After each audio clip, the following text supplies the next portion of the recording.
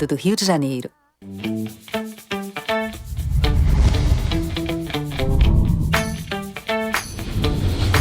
TVC, a TV do Correio da Manhã. Direto dos estúdios da TV Correio da Manhã em Petrópolis, começa agora o Correio Petropolitano Debate desta sexta-feira, 14 de abril. Hoje daremos destaque ao Museu Imperial. O prazo para justificar a ausência do Enseja termina também nesta sexta-feira. As inscrições para a prova desse ano serão divulgadas a partir dos dias 22 de maio até o dia 2 de junho. Os pequenos negócios foram responsáveis por 85% das contratações no mês de fevereiro. Os dados foram divulgados pelo Sebrae com base no Cadastro Geral de Empregados e Desempregados, o CAGED. Após 1 ano e 2 meses, a UPA do centro de Petrópolis continua fechada. Um novo prazo foi estipulado pela Prefeitura de Petrópolis para o término da obra, que deve ser em julho deste ano. O setor de serviços registrou queda de 3,1% no mês de janeiro. Os dados foram divulgados também pelo Instituto Brasileiro de Geografia e Estatística, o IBGE. E o uso da declaração de matrícula como comprovante para embarque dos estudantes de forma gratuita nos ônibus em Petrópolis será aceito somente até esta sexta-feira. Na próxima segunda, todos os alunos devem estar devidamente com os cartões escolares. O diálogo com o objetivo de acompanhar os pontos turísticos da cidade. Eu sou o Richard de Stolzenburg e o Correio Petropolitano Debate está começando.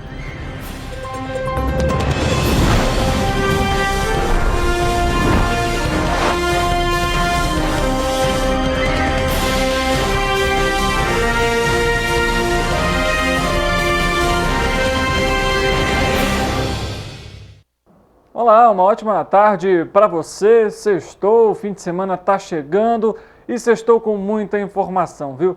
Correio Petropolitano Debate no ar, você é nosso convidado especial, você pode mandar aí o seu recado, a sua denúncia pelas nossas redes sociais, Facebook, YouTube, TVC Correio da Manhã e também consegue acompanhar a nossa programação pelo nosso site, tvc16.com. Não deixe de nos acompanhar também nas nossas redes sociais no Instagram, TVC Correio da Manhã e também Correio Petropolitano, nossa área de jornalismo levando para você sempre informação com qualidade, trazendo tudo sobre o que acontece em Petrópolis. A gente vai começar a edição de hoje então já com o nosso noticiário e a gente já aborda então o prazo para a apresentação de justificativa de ausência no Exame Nacional para a Certificação de Competências de Jovens e Adultos, o Enseja de 2022, que termina nesta sexta-feira. Candidatos que não compareceram ao exame no ano passado precisam apresentar a justificativa caso queiram participar gratuitamente da edição deste ano. Aqueles que não justificarem a ausência precisam pagar uma taxa de R$ 40 ao Instituto Nacional de Estudos e Pesquisas Educacionais Anísio Teixeira, o INEP, órgão responsável pela prova. A justificativa deve ser acompanhada de documentos com data e assinatura que comprovem o motivo da falta ao Enseja de 2022. As solicitações serão analisadas pelo INEP e o resultado tem divulgação prevista a partir do dia 24 de abril, data em que terá o início do prazo para que o candidato apresente recurso. Todo o procedimento é realizado por meio do sistema Enseja. Caso a justificativa de ausência seja aprovada, o candidato ficará apto a se inscrever de forma gratuita no Enseja de 2023. As inscrições deverão ser realizadas entre os dias 22 de maio a 2 de junho. O Enseja é aplicado desde 2002, visando possibilitar a retomada da trajetória escolar por jovens e adultos que completaram os estudos na idade apropriada. Se aprovado, o participante pode ter acesso aos certificados de conclusão do ensino fundamental e médio. Vamos falar sobre a economia, porque em janeiro de 2023, o volume de serviços no Brasil caiu 3,1%, apontou o Instituto Brasileiro de Geografia e Estatística, o IBGE. O analista Rodrigo Lobo fala a respeito dos índices obtidos no primeiro mês deste ano. Hoje o IBGE inicia a divulgação da nova amostra da pesquisa mensal de serviços e conta com 11.124 empresas que a gente vai acompanhar a evolução do setor de serviços nos próximos anos, tanto em termos setoriais quanto em termos regionais. Para os resultados de janeiro de 2023, o setor de serviços mostrou uma queda de 3,1% frente a dezembro de 2022, quando havia alcançado o ponto mais alto da série histórica, que se iniciou em janeiro de 2011. Além disso, o setor de serviços se situa hoje, em janeiro de 2023, 10,3% acima do nível pré-pandemia ocorrido em fevereiro de 2020.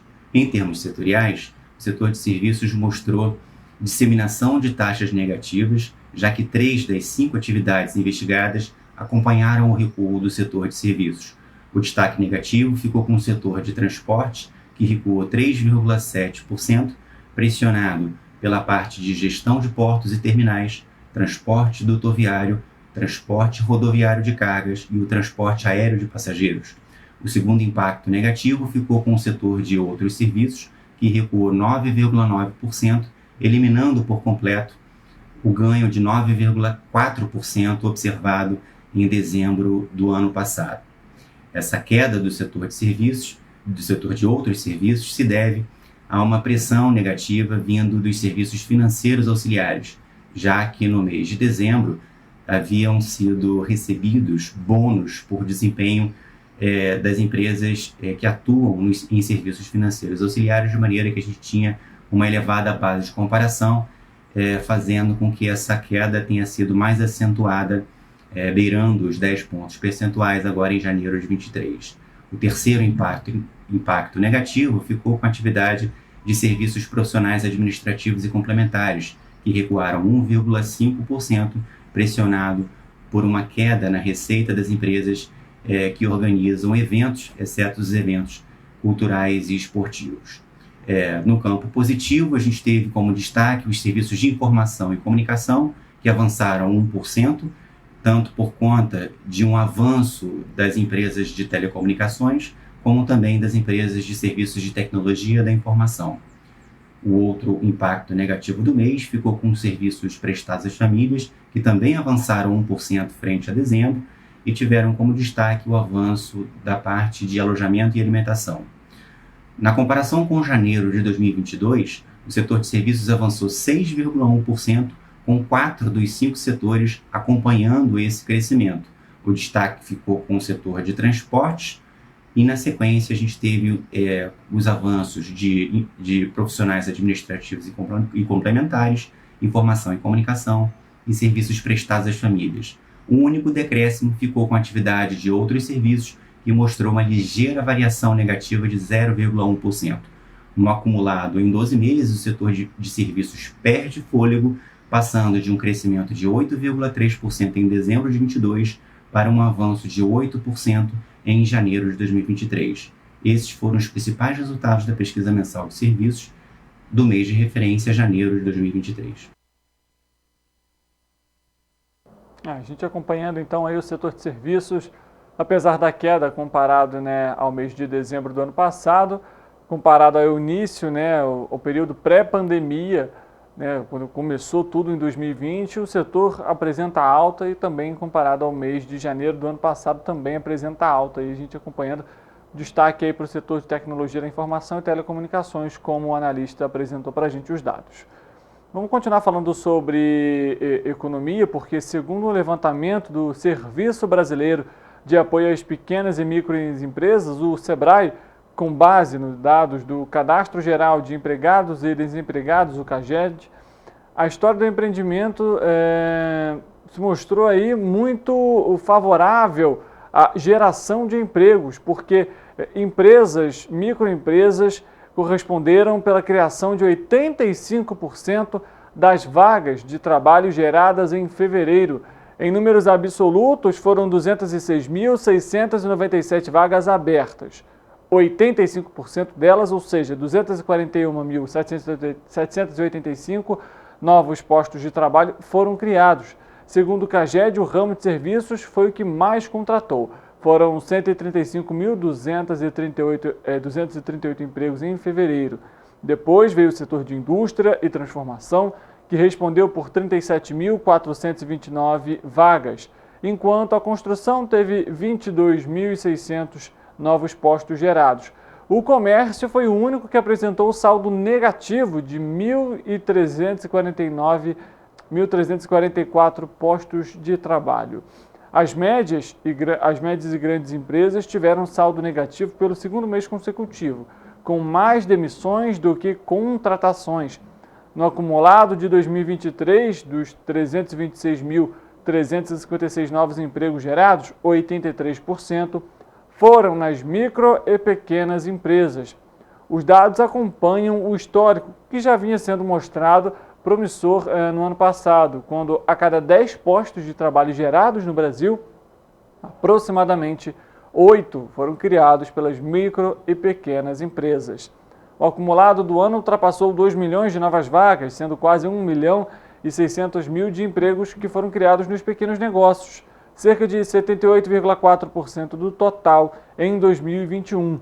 A participação das micro e pequenas empresas no saldo foi um total de 77%. A média é maior do que a de 2023.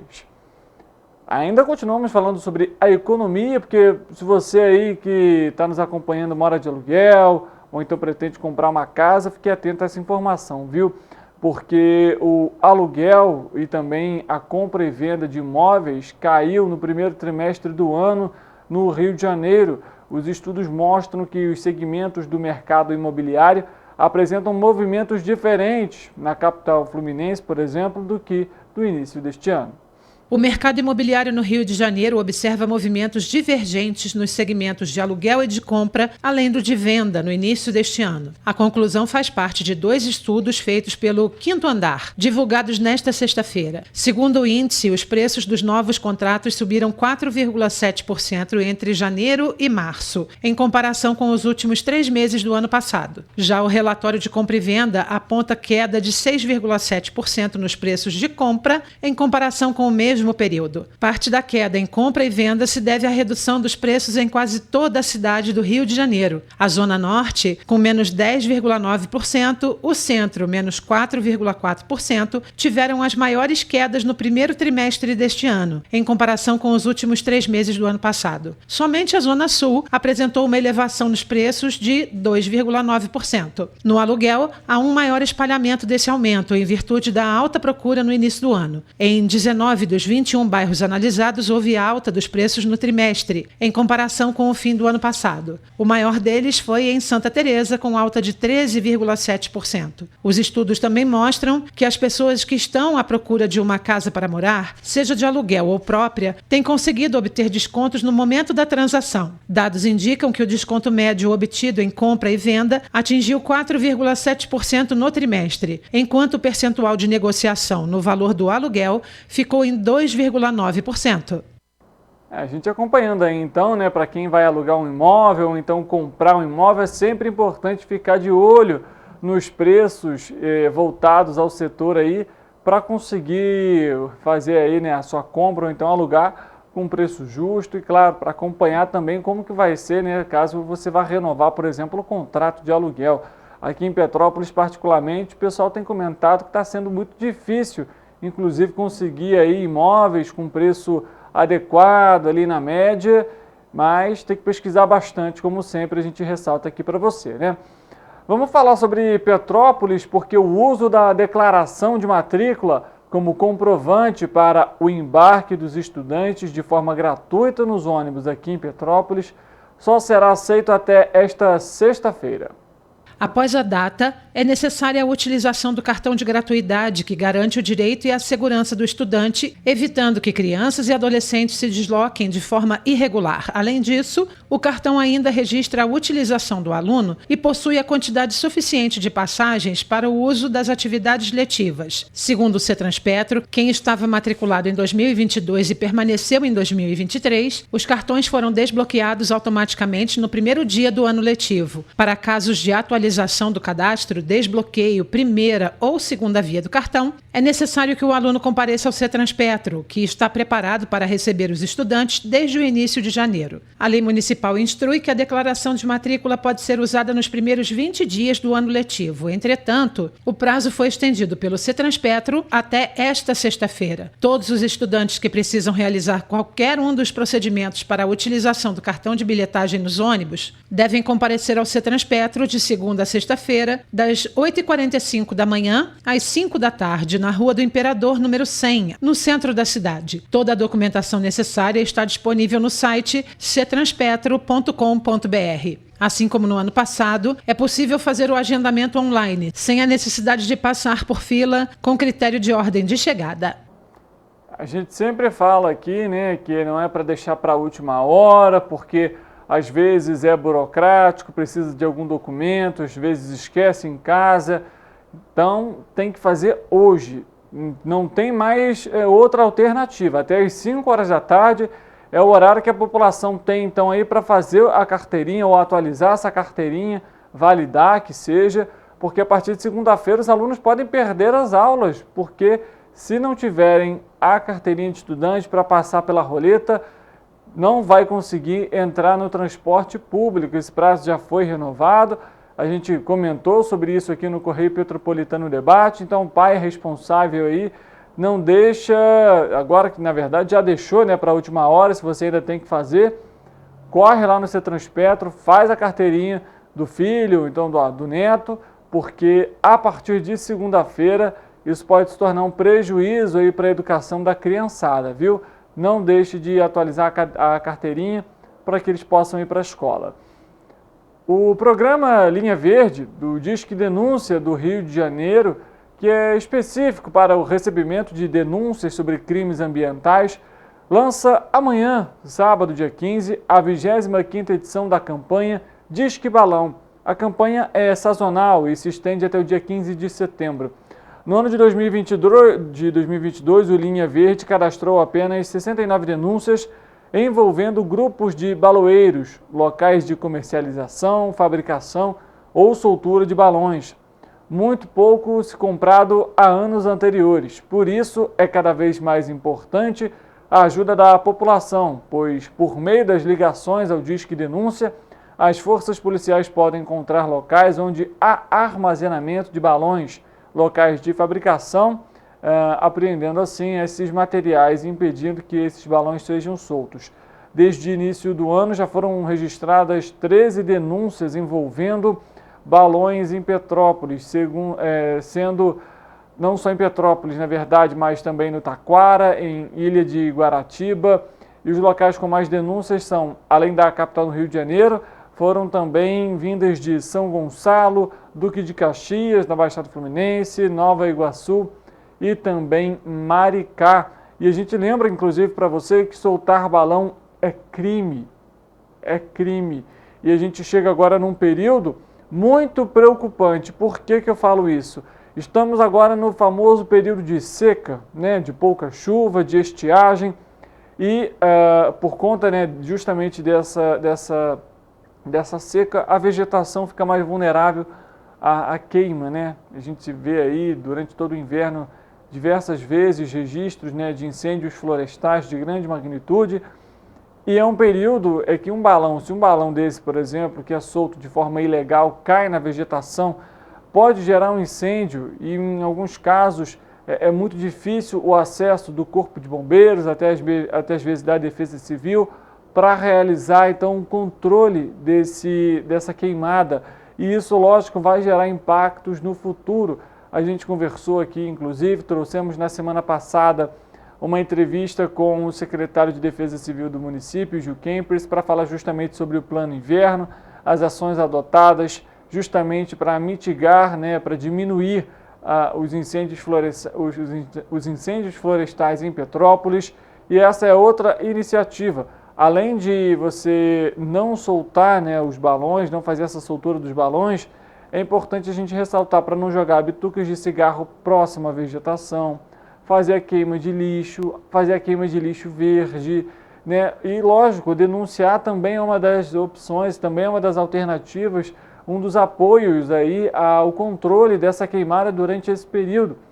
Aqui em Petrópolis, a gente sabe que a região do 5º Distrito geralmente apresenta maiores índices de queimadas, então fique atento também aí, você morador da localidade, e claro, em caso de ocorrência aí de queimadas, não tente combater o fogo, procure um local seguro e chame a emergência, o Corpo de Bombeiros, pelo telefone 193 e também a Defesa Civil pelo 199.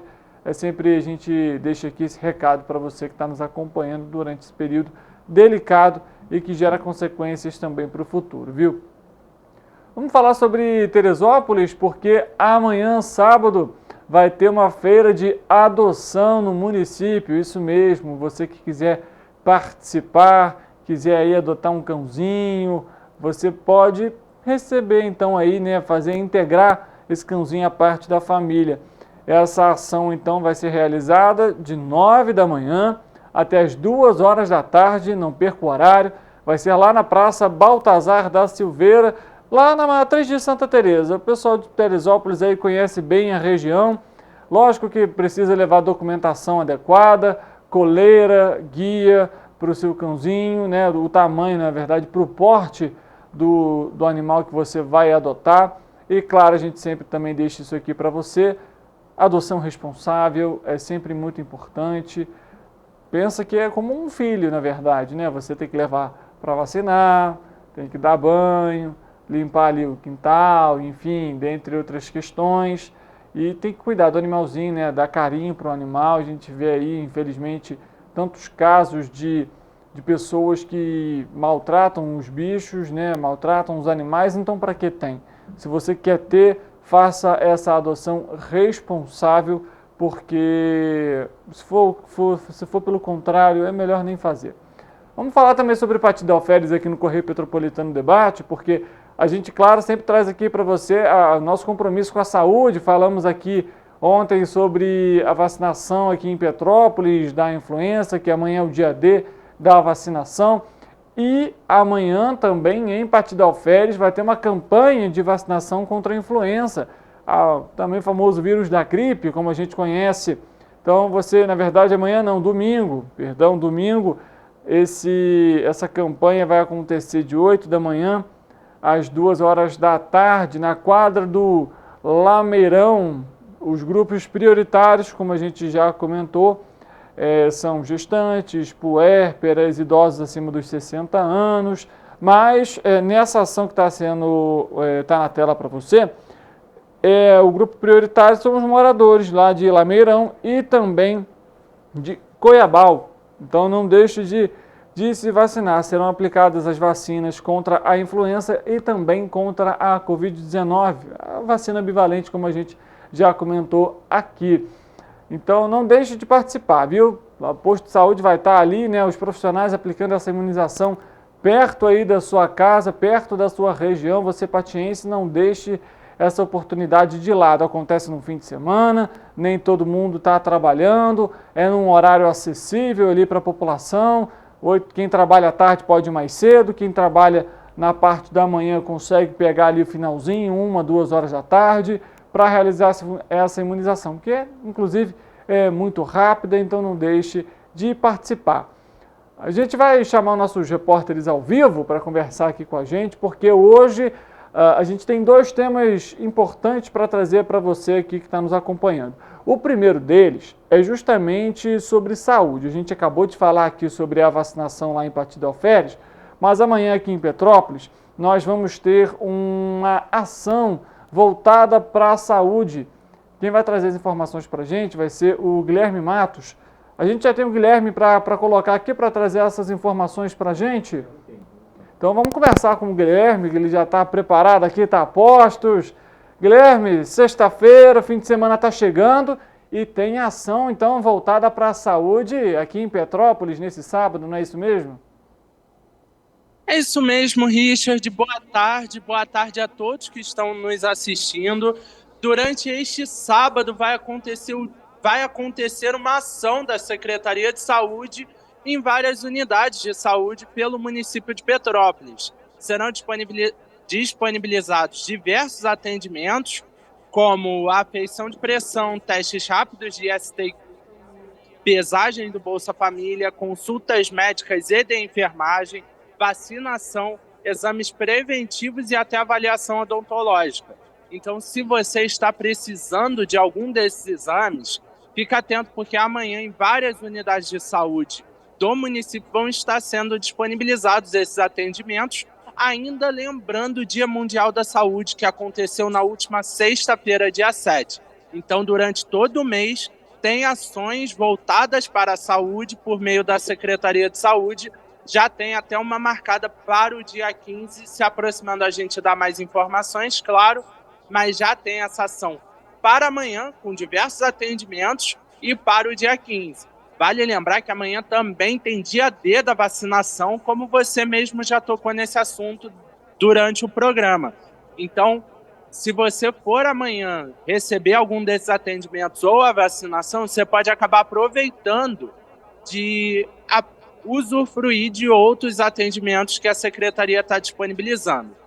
E Guilherme, quais são as unidades? Você tem a lista aí para trazer para quem está nos acompanhando?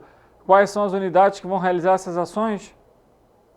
Tenho sim, Richard. São várias unidades do município que atendem comunidades como Quitandinha, Itamaraty, Mozela. São elas as UBS do Quitandinha, Mozela, Independência, Morém, Itamaraty, Itaipava, Araras e Pedro do Rio. Também tem as PSF do Vale das Videiras e do Alto da Serra, a Academia de Saúde do Vale do Carangola e as academias de saúde do Cremeri, de Itaipava e do Castelo São Manuel.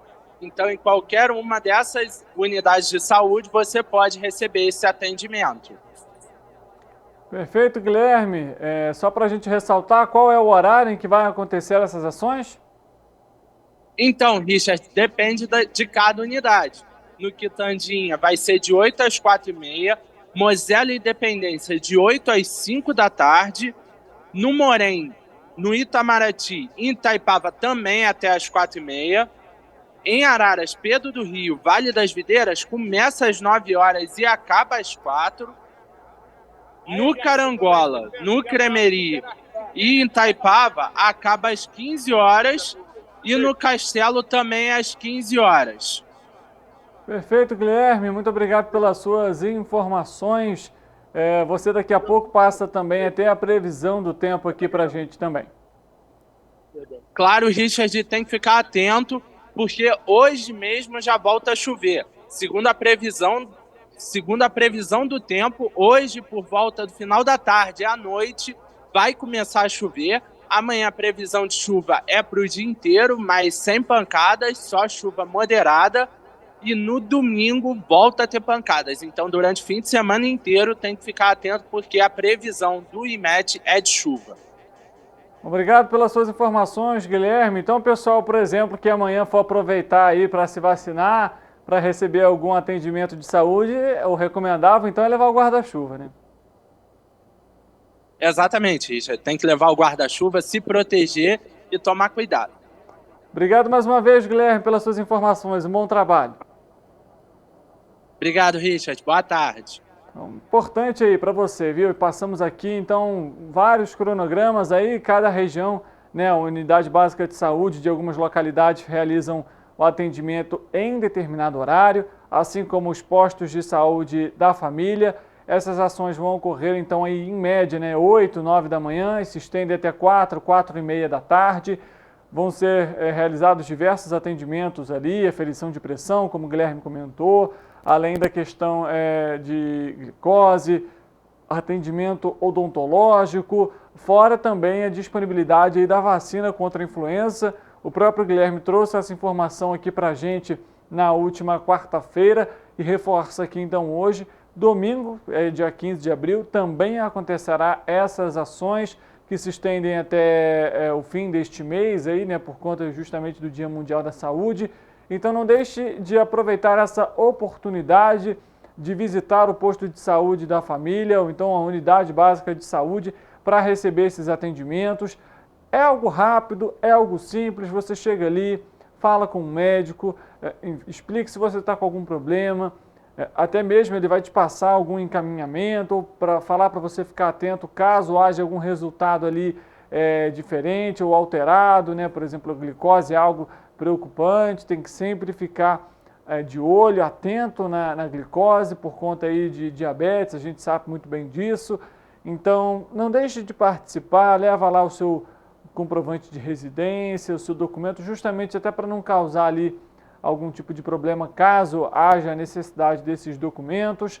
E claro, se você for se vacinar, leve a sua caderneta de vacinação também para atualizar, manter em dia, porque é sempre muito importante. Lembrando que você não precisa não necessariamente se vacinar contra a Covid-19 ou contra a influenza.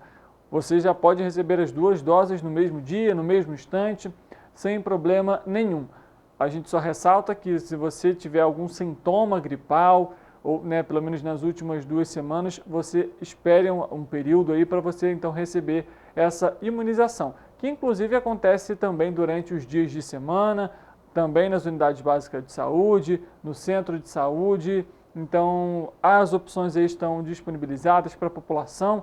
Não deixe de se imunizar e de realizar esses atendimentos.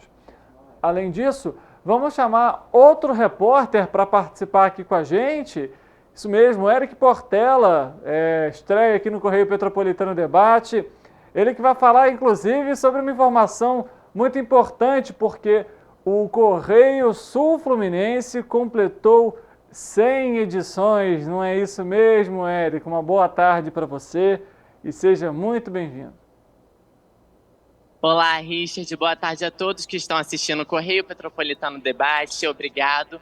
E hoje nós vamos falar sobre o Correio Sul Fluminense. Nascido no dia 23 de novembro de 2022 e fundado pelo jornalista Cláudio Magnavita, que também é fundador do Correio Petropolitano e do Correio da Manhã, o jornal Correio Sul Fluminense. Ele nasceu na cidade de Volta Redonda. Ele também circula por outras cidades, tá? São elas: Barra Mansa, Resende, Coatis, Itatiaia, Barra do Piraí, Valença, Pinheiral e Porto Real. Hoje há quase 5 meses de jornal Correio Sul Fluminense, né? Ele vem completando a sua 100ª edição. Embora tenham outros 2 jornais na região, o Correio Sul Fluminense é o mais completo e que tem uma cobertura mais intensificada, tá, Richard? Com a gráfica de Volta Redonda, é legal lembrar que o Correio da Manhã se tornou o grupo maior de todo o estado, de maior abrangência de todo o estado do Rio de Janeiro. O jornal ele segue o modelo do Correio Petropolitano, com todas as páginas coloridas, de todos os cadernos. É um modelo super legal, super interessante, que vale muito a pena conferir. E também é legal lembrar que o Grupo Correio da Manhã, eles têm uma edição estadual impressa no Rio de Janeiro e também uma edição nacional impressa lá em Brasília. O Correio da Manhã, o Grupo Correio da Manhã está vindo aí com tudo. Perfeito, Guilherme. Então, muita informação de qualidade para a população sul-fluminense, né? Exatamente, Richard. Obrigado pelas suas informações, Eric. Um bom fim de semana para você. Para você que está nos acompanhando, então estão aí, né? O Correio Sul Fluminense completando a sua 100ª edição. Tem novidade vindo por aí também, viu? Mas isso a gente traz numa próxima oportunidade para você aqui no Correio Petropolitano Debate. A gente vai fazer um rápido intervalo e após o nosso intervalo nós vamos trazer para você uma entrevista exclusiva que fizemos nesta semana no Museu Imperial. Vamos abordar um pouco sobre o museu, os projetos, o impacto por conta das tragédias e também da pandemia e como está sendo essa retomada e também os atrativos para chamar turistas e visitantes. O Correio Petropolitano faz um intervalo rápido e a gente volta já.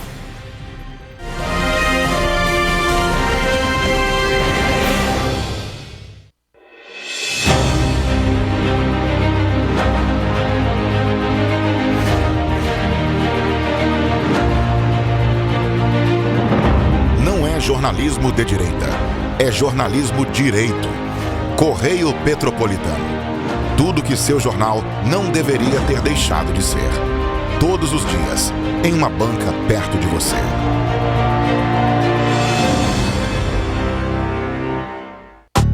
Rio de Janeiro, atração o ano inteiro. Tem descanso, tem folia, noite e dia, alegria. Sol e praia, diversão.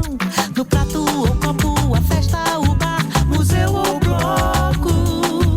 Show, cultura, história, gravado na memória e no seu coração. Rio de Janeiro, vem se apaixonar. Rio de Janeiro, vem se apaixonar. Cidades maravilhas, campo, mata, serra e trilha, em estado de emoção. Tem o Rio de Janeiro, que você já ama, e o Rio, que ainda vai conquistar você. Apaixone-se pelo Rio. Rio de Janeiro, vem se apaixonar. Rio de Janeiro, vem se apaixonar. Governo do Estado do Rio de Janeiro. Para ter mais qualidade de vida, conte com a maior rede de academias de Petrópolis. Aqui na Cooper, com uma mensalidade, você utiliza todas as unidades: Centro, Bingen, Itamaraty e Itaipava. Com planos a partir de R$ 84,00, a academia oferece ambientes modernos para você cuidar da sua saúde com segurança. Os espaços contam com dezenas de aparelhos de musculação, diversos equipamentos para aeróbico e funcional. Além, é claro, de profissionais qualificados e uma extensa grade de aulas coletivas, que inclui dança, bike, jump, wolf fit, step fit, entre outras. Nossas estruturas são equipadas com salas de musculação e aulas coletivas, salas de avaliação física e nutricional, vestiários e estacionamentos amplos. Venha nos fazer uma visita e surpreenda-se!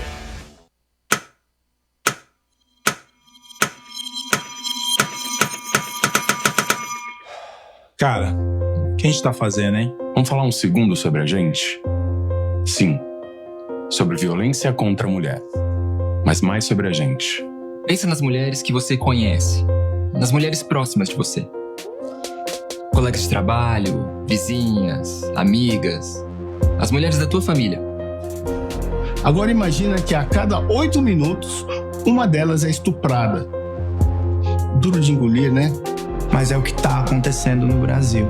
Aqui, 7 em cada 10 mulheres já sofreram violência ou assédio no trabalho. E absolutamente todas as mulheres, inclusive as que você pensou, vão sofrer algum tipo de abuso pelo menos uma vez durante a vida. Pesado, né? Mas e aí? O que a gente tá fazendo? Vamos falar sobre a gente. Sobre o jeito que a gente trata as mulheres. Passa a vara, senta a rola, pega de jeito. Comer, meter, fuder. Aê, garanhão. Pegador, comedor. Ensinam pra gente que a mulher é uma coisa a ser conquistada, um prêmio, e que você não deve aceitar um não como resposta. Ela não te dá bola, é porque tá se fazendo de difícil. É só pagar um drink que ela tá na tua, irmão. Manda ver. Ela tá pedindo. Só um beijo. Um beijinho, pô. Não tem mulher que não dá, só tem homem que não sabe pegar. Vai lá, pega ela, mostra que é macho. É assustador quando a gente ouve isso fora de contexto, né? Agora imagina o quanto é assustador para elas. Quantas vezes você já ouviu alguém falar assim?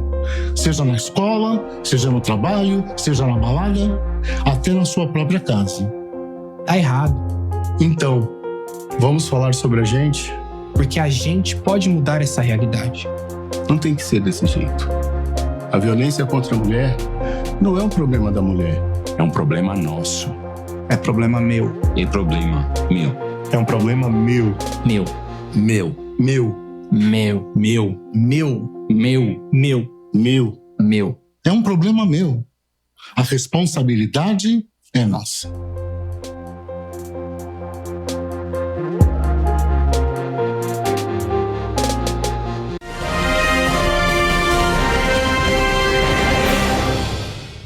O Correio Petropolitano Debate de hoje veio para um cenário diferente, fora dos estúdios da nossa emissora, para falar justamente sobre o nosso fundo aqui do nosso enquadramento, sobre o Museu Imperial, que inclusive em 2023 completou 80 anos. Para falar justamente sobre o museu, exposições e, claro, um pouco da história dele, vamos conversar aqui no Correio Petropolitano Debate com a Cláudia Costa. Ela é coordenadora técnica do museu e também, inclusive, a curadora da exposição.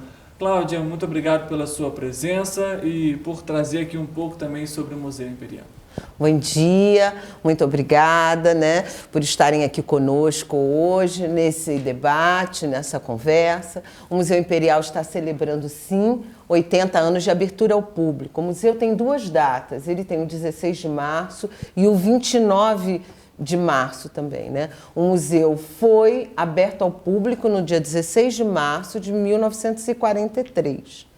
Né? Mas o 29 remete à legislação, né? Quando foi assinado o documento, né? de abertura, de inauguração do museu. Mas ele foi aberto ao público 3 anos depois. Bom, esse ano nós fizemos uma parceria com a Prefeitura Municipal de Petrópolis e fizemos uma exposição que está tendo uma procura grande, todo mundo está gostando muito, porque você vem ao Museu Imperial ver século XIX. Só que nós estamos trabalhando com 2 décadas da República, 1930 e 1940. Eu, Cláudia, Alessandra Fraguas e Ana Luísa Camargo trabalhamos na curadoria de uma exposição que pretendeu e está conquistando esse objetivo de fazer pensar o Museu Imperial no período, na contextualização da sua abertura ao público, né? Como Petrópolis se encontrava naquele momento, né? Nos anos 30, anos 40, né? Você estava celebrando o centenário da cidade. Muita coisa estava acontecendo aqui. A criação da Comissão do Centenário de Petrópolis propiciou uma efervescência de pensamentos e reflexões sobre o período imperial na cidade, o período republicano na cidade, perdão. E trabalhamos, então, com essa contextualização. Nós temos aí os grandes eventos ligados ao Quitandinha, os eventos, né, aos jogos, as pessoas subindo para a cidade. Nós temos aí a criação do Instituto Histórico de Petrópolis, com a reunião de diversos pensadores da historiografia petropolitana. Nós tivemos aí um movimento operário muito forte nesse período, com as fábricas têxteis, neste momento com o movimento operário, os sindicatos. Tínhamos aí, chegando à Segunda Guerra Mundial também, com o movimento integralista. Então, Petrópolis vivia um momento muito forte, e é isso que a gente representa na exposição. Através de imagens, de fotos, de documentos, e dentro desse contexto, o Museu Imperial. Eu acho que poucos sabem, mas o Museu Imperial, ele veio do Museu Histórico de Petrópolis, que foi criado lá no Palácio de Cristal. Tem fotos aqui na exposição retratando isso. E Alcindo Sodré, que era vereador na época, servidor público, médico, ex-aluno do Colégio São Vicente de Paula, que então era aqui no Palácio, né, Imperial, na época Palácio Imperial de Petrópolis, sonha em construir um museu aqui, na época ainda um museu voltado à figura do imperador Pedro II, e ele então cria um museu municipal lá no Palácio de Cristal. E Getúlio Vargas, naquela época, vivia circulando pela cidade. A exposição também contempla alguns vídeos com os passeios de Getúlio na cidade. E Getúlio passa pelo Palácio de Cristal, entra, vê o Museu Municipal e ali ele conversa com Alcindo Sodré e Alcindo conta esse sonho para ele, essa vontade de criar aqui um Museu Imperial ou um Museu de Pedro II, como ele pensava no momento. E Getúlio Vargas vinha também nessa questão da criação do Estado Novo, de criar uma identidade para o país. Ele resolve, então, criar o Museu Imperial e pede ao Estado que desaproprie, e começa todo o trabalho de reunir acervo e trazer para aqui. Aqui ainda tinha o Colégio São Vicente, de tirar o colégio daqui, ele vai lá para onde ficou durante anos, na Coronel Veiga, né? E começa então a reunião de vários intelectuais aqui para começar a pensar como seria essa museografia. E então, em 16 de maio de 43, o museu é aberto ao público. E é isso que a gente celebra hoje nessa exposição. Muito bacana a gente ver, né, Cláudia, que o museu ele faz parte não só da história de Petrópolis, óbvio, mas do Brasil de modo geral. Eu queria que você falasse justamente da importância, por exemplo, da conservação desse ambiente que retrata claramente a história de Petrópolis e do país.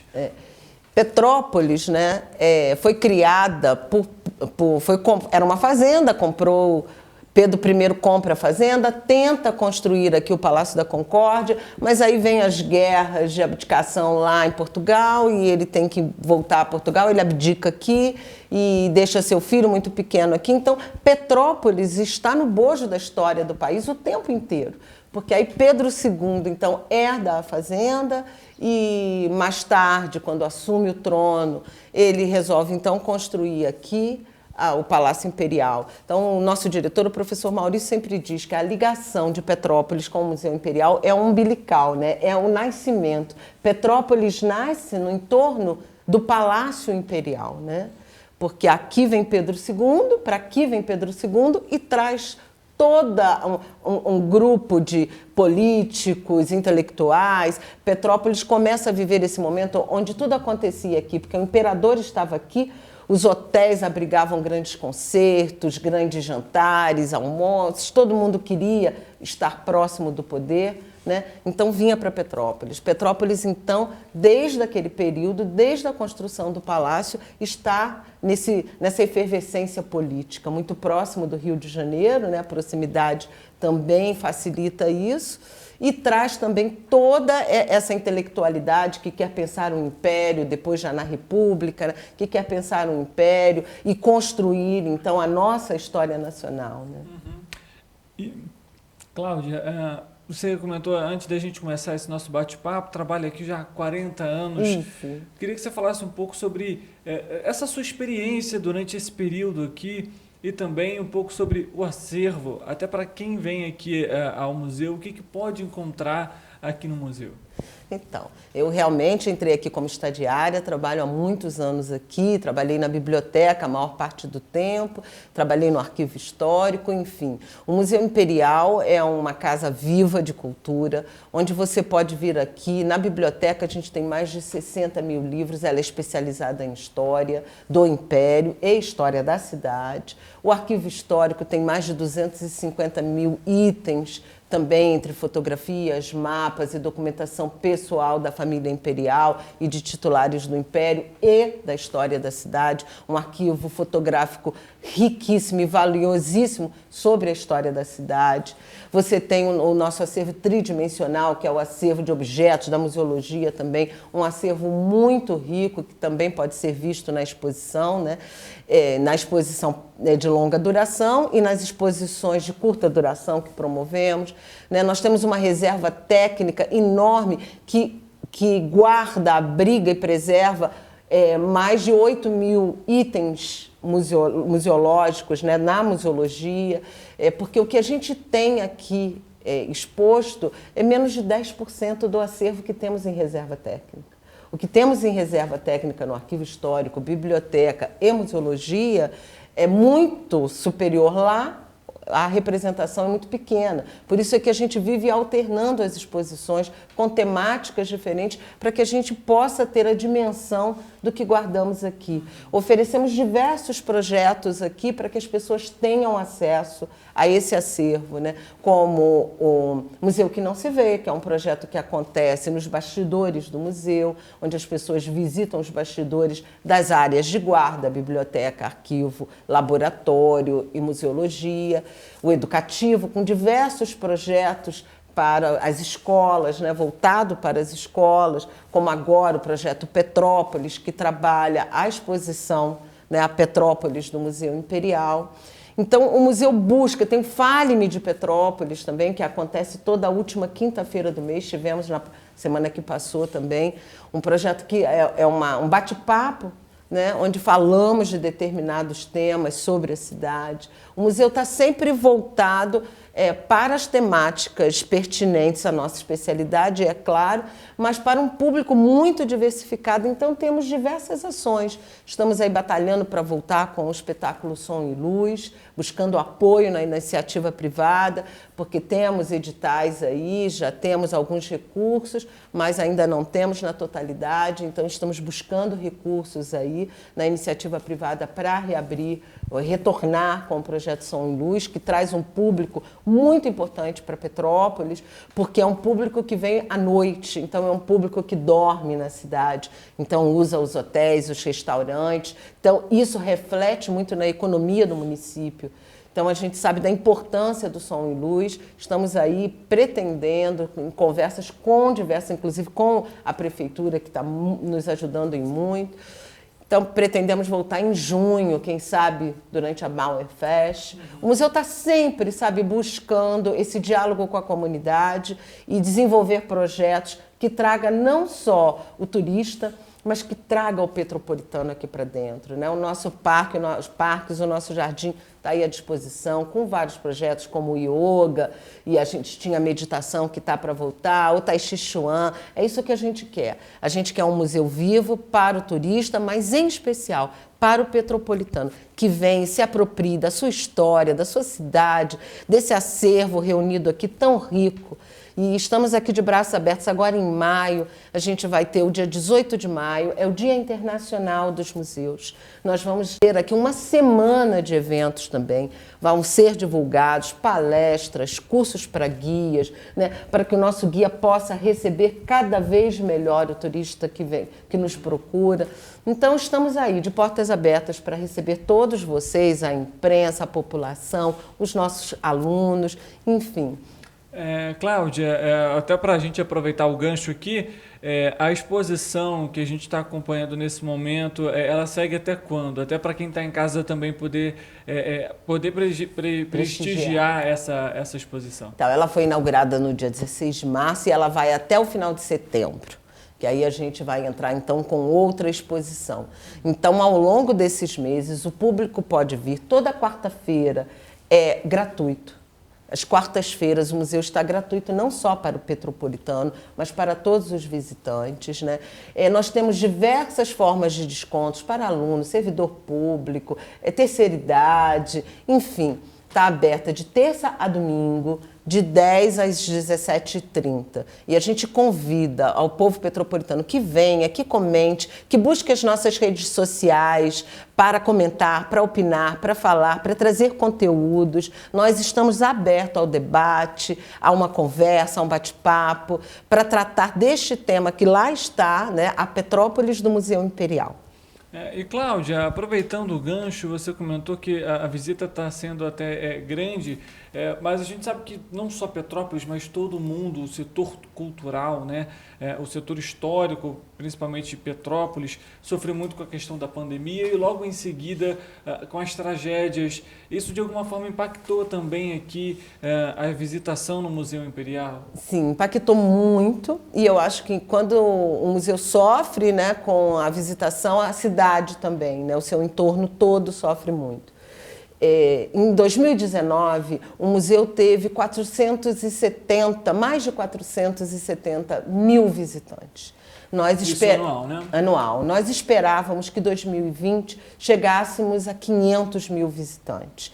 O museu estaria, em 2020, celebrando os seus 80 anos, né, de criação. Sim. E esperávamos chegar, tínhamos já uma programação extensa ao longo do ano. Veio a pandemia, portas fechadas no dia 16 de março, olha que ironia. Fechamos as portas do museu e ficamos assim fechados. Quando retomamos, logo depois vieram as chuvas, que também tivemos espaços interditados, com limitação de público. Tivemos que fazer diversas adaptações aqui nos nossos espaços para receber o público. Hoje, o público já está voltando, eu acho que a Petrópolis já está de novo conseguindo receber um público grande. Nós chegamos agora, final de março, com uma marca de mais de 50 mil visitantes É pouco para o que tínhamos, mas chega a quase 1.000 visitantes dia, talvez um pouquinho menos. Mas estamos aí trabalhando justamente nesse sentimento de que as chuvas acontecem, mas que Petrópolis ressurge cada vez mais bonita e que os nossos atrativos turísticos estão aí trabalhando para o retorno desse público. Estamos prontos para receber vocês, que vocês possam vir com total segurança. As chuvas já passaram, já estamos em abril, agora é a época do inverno chegando aí, onde Petrópolis brilha e tem muitos atrativos aí oferecendo programas belíssimos. E o Museu Imperial está aberto para isso. É justamente isso que eu ia comentar. A gente sai agora de um período mais preocupante, digamos assim, não só para os petropolitanos, mas para os turistas também. Justamente qual que é a expectativa, então, agora, justamente para essa alta temporada que a gente inicia, retorno da Bauernfest também, o Palácio de Cristal também reaberto para visitação ao público. De que maneira que o museu também tenta se integrar nos outros eventos aqui da cidade, justamente para chamar a atenção não só do petropolitano, mas também do turista? Eu acho que o Museu Imperial é esse gancho, essa âncora que chama o turista para a cidade, né? Então, o museu está aí nas redes sociais, todos os dias nós estamos postando tudo que o museu tem feito, contando a sua história. Maio a gente vem aí com a Semana de Museus, com muitas coisas legais já acontecendo para trazer o público para aqui. Estamos retomando todas as ações externas, porque aí vem o inverno sem chuva, o nosso parque também, nós estamos também trabalhando. Ele sofreu com as chuvas, mas nós estamos já adquirindo mudas para melhorar o parque. A caminhada nos jardins do museu é um atrativo para todo mundo. É o nosso parque, né, no centro da cidade. Eu acho que Petrópolis já está pronta para receber, a Prefeitura está aí trabalhando conosco, o Instituto Municipal de Cultura sempre junto com a gente agora, estamos fazendo muitas atividades e eu acho que a expectativa é muito boa para 23. E Cláudia, a gente conversou até há pouco tempo com o Charles Rossi. Ele foi presidente do Instituto Municipal de Cultura e também hoje faz parte do Conselho Municipal de Turismo. Queria que você falasse um pouco do impacto que o museu tem, por ser um museu, para o turismo da cidade, a relevância dele para o turismo da cidade. E ele, há pouco tempo atrás, numa entrevista com a gente, fez até uma certa crítica em relação à preocupação com as chuvas, justamente para tirar esse semblante de que Petrópolis é uma cidade de chuva. Você acredita que isso também seja um ponto importante a ser abordado, não só pela prefeitura, mas até pelos próprios petropolitanos, de ter essa mentalidade de que Petrópolis é uma Petrópolis resiliente? Olha só, eu acho assim, a gente não pode esquecer o que aconteceu, né? O que aconteceu foi muito sério, todo mundo sofreu e nós sofremos até hoje. Mas eu acho que a gente não pode viver disso. A gente precisa virar essa página, aprendendo com ela e construindo uma cidade melhor. Né? Eu acho que o petropolitano precisa, não é perder o medo, porque o medo todo mundo tem, mas você vê que essas coisas estão acontecendo em outros estados também. Então eu acho que a gente precisa aprender, como já disse, aprender com o que vivemos, melhorar cada vez mais, estar atentos, né, cobrando mesmo do poder público medidas que nos tragam segurança, mas eu acho que a gente não pode perder esse gancho da cidade linda, da cidade histórica, artística. Petrópolis precisa viver do turismo, Petrópolis precisa viver do seu legado histórico, artístico, paisagístico, é disso que precisamos. O dia que a gente conseguir trazer um turismo consciente para aqui, forte, Petrópolis se tornará mais próspera. A nossa prosperidade vem da nossa história, vem do nosso poder de trazer o público aqui de forma segura, os nossos restaurantes, os nossos hotéis. Eu acho que é isso que a gente precisa capitalizar. E o Museu Imperial é essa âncora, como eu disse. Ele é o cartão de visitas da cidade. Ele é conhecido mundialmente. Você sai do Brasil, chega lá, eu sou de Petrópolis, Museu Imperial, Cidade de Pedro. Então eu acho que a gente deve usar o Museu Imperial como cartão de visita e o petropolitano deve se apropriar dos seus espaços históricos e artísticos, divulgando, amando e preservando. A gente está chegando agora em maio, como você comentou, tem a Semana do Museu que vai contar com uma extensa programação. Pode dar alguma palhinha para a gente sobre alguma delas? Sim, então, todos os anos, o dia 18, como eu já falei, o dia 18 de maio é o Dia Internacional de Museus, né? Dado pelo ICOM. Todo ano o ICOM dá um tema. O tema desse ano não é diferente do que a gente está tratando agora, é museus, sustentabilidade e bem-estar. Então, nós vamos trabalhar com esse tema. Mas uma coisa que o museu busca, que é o nosso objeto de trabalho, é o bem-estar de quem nos procura, que é o nosso turista, é quem vem ao Museu Imperial.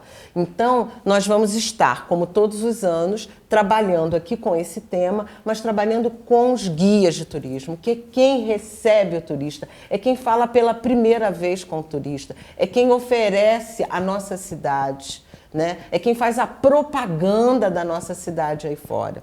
Então, num primeiro momento, nos primeiros dias, estaremos trabalhando com um curso de guias, onde os guias vão dar um mergulho na história do Museu Imperial, no seu acervo, vão ter espaços para debater com agentes públicos sobre esse tema, é isso que nós estamos organizando. Ainda não estamos com a programação fechada, mas estamos organizando o curso de guias, um Fale-me de Petrópolis sobre sustentabilidade, cursos de aquarela sobre o relevo e a cidade petropolitana, um projeto com as crianças de reciclagem, de sustentabilidade junto às escolas. Vamos ter 2 concertos já agendados. O museu vai ser uma semana aqui no museu de muitos eventos. Perfeito, Cláudia. Acho que, lógico, se fôssemos abordar aqui toda a história do museu, todos os pontos importantes do museu, ficaríamos aqui por horas batendo papo. Acho que para a gente finalizar, eu queria que você deixasse um recado para o petropolitano, para que ele realmente visite o museu, conheça um pouco da história também, porque esbarra, não, como a gente comentou logo no início da entrevista, não só na história da cidade, mas também na história do país. Isso. Então, olha, o museu tem tinha um projeto, mas que continua ainda, que é um Museu é Nosso. O museu é nosso mesmo. Nós estamos aqui, somos servidores públicos federais, trabalhando para preservar a nossa história, a história do nosso país, de um período muito importante da nossa história, né? Porque a gente precisa conhecer para amar, para gostar. E a gente espera vocês aqui, petropolitano, falo direto com vocês agora. Venham visitar essa exposição, a Petrópolis do Museu Imperial. Vocês vão conhecer um pouco da história de vocês, vão poder ver fotos de carnaval, fotos do Quitandinha, vão poder saber um pouco de como é que todo o museu, tudo que tem aqui foi construído, como é que tudo chegou aqui. E eu acho muito importante, aproveitem esse gancho, vocês virem agora e se apropriar desse espaço. Estejam à vontade, o museu é nosso, o museu é de vocês.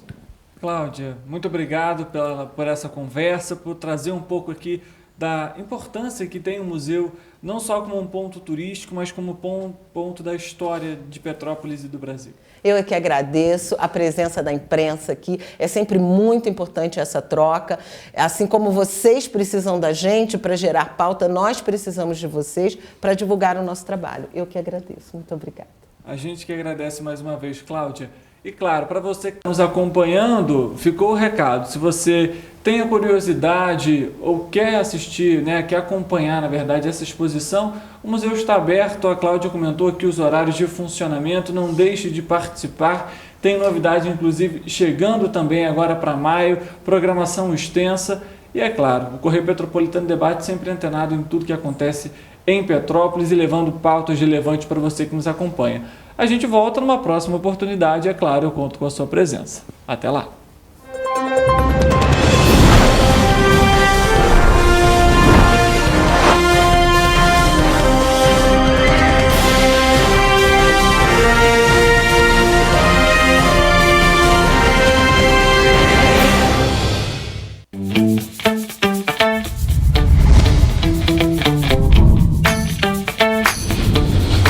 TVC, a TV do Correio da Manhã.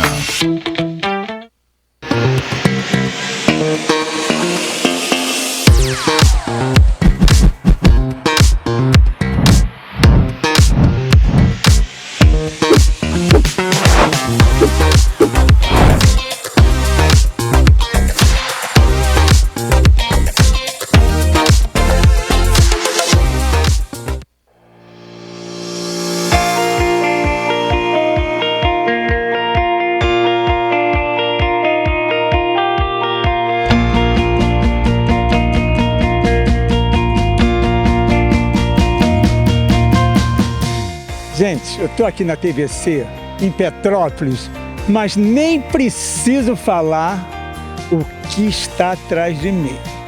É um ponto-chave. Assim que você chega na cidade de Petrópolis, o que você vê? Além da estrada linda, que é arborizada, que eu amei, você vê o Palácio Sesc Quitandinha. Você sabe por que o nome é Quitandinha? Amei saber. Mas não vou contar agora não. Vou contar tudo para vocês e mostrar o que tem de bom e de melhor no Sesc Quitandinha. Amigo, você sabia que a Carmen Miranda já cantou com a irmã aqui? A gente vai pisar e mostrar para vocês onde Carmen Miranda ficou hospedada. Sei até o número da suíte presidencial.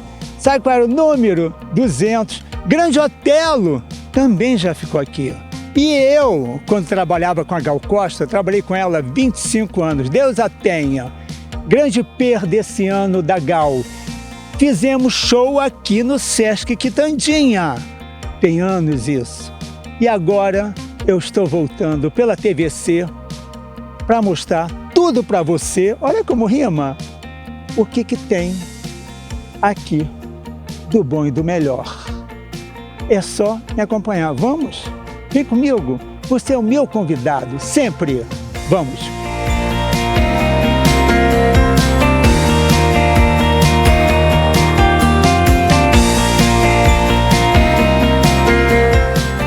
Façam as suas apostas.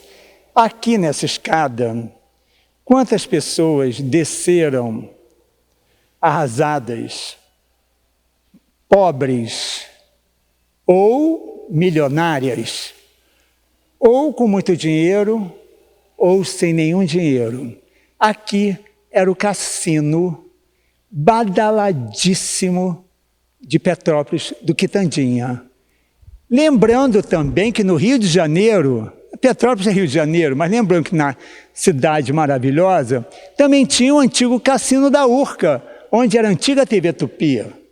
Mas badalado, também foi badalado, mas badalado mesmo era aqui, com shows de Carmen Miranda, com shows de Grande Otelo.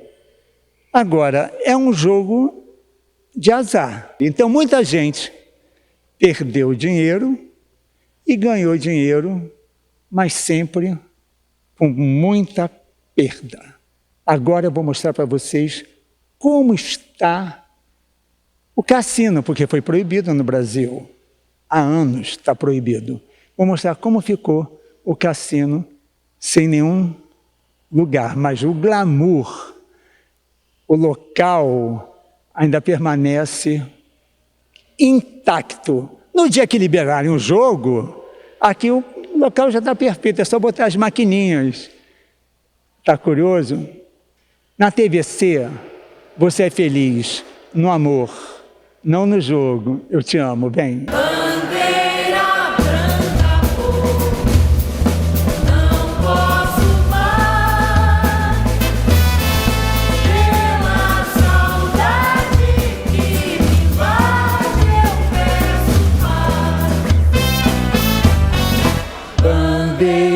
Branca, amor, não posso mais. Lembra Dalva de Oliveira? Se a canoa não virá, olê, olê, olá. Emilinha Borba, inha, inha, inha. Emilinha é a rainha. Lembra disso?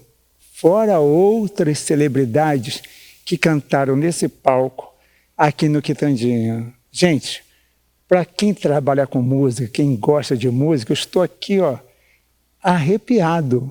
É uma sensação tão maravilhosa que tudo é tão perfeito, tão igual. A magia do palco. Quando a gente está num palco, porque vou chamar a Gláucia. Gláucia, por favor, para me contar. Você não é atriz, não é cantora, ela administra aqui o Sesc, não é verdade? Sim, sou educadora patrimonial aqui no Sesc Quitandinha, que cuida desse lindo palácio. É um lindo, ela falou tudo. Lindo palácio. Gláucia, por favor, me conte um negócio. Qual é a emoção hoje, sabendo que grandes nomes mundiais e da música popular brasileira passaram, cantaram e pisaram nesse palco? É fantástico. Para mim, eu que estou aqui diariamente contando a história desse lindo prédio, a gente puxa a emoção de muitos visitantes, porque grandes nomes como você citou, Emilinha Borba, Dalva de Oliveira, Erivelto Martins, Dercia Gonçalves, se apresentou aqui também neste palco, Grande Otelo, Oscarito, é espetacular. E o Quitandinha, além de tudo isso, ele é muito tecnológico na década de 1940. Esse palco grandioso que nós estamos, ele é giratório. E isso era muito apropriado naquele momento para as chanchadas, que eram características dos cassinos e tinha uma dinâmica e uma reverência muito grande. Entrada de músicos, dançarinos, troca de cenário, e esse palco faz esse movimento de giro, original da década de 1940. Então o artista estava cantando aqui, vamos supor, um artista, o Grande Otelo, o que fosse, aí ele circulava, aí vinha as meninas com aquelas saias, né, tipo cancan, não é isso? Perfeito. Todas já montadas atrás e já estavam aqui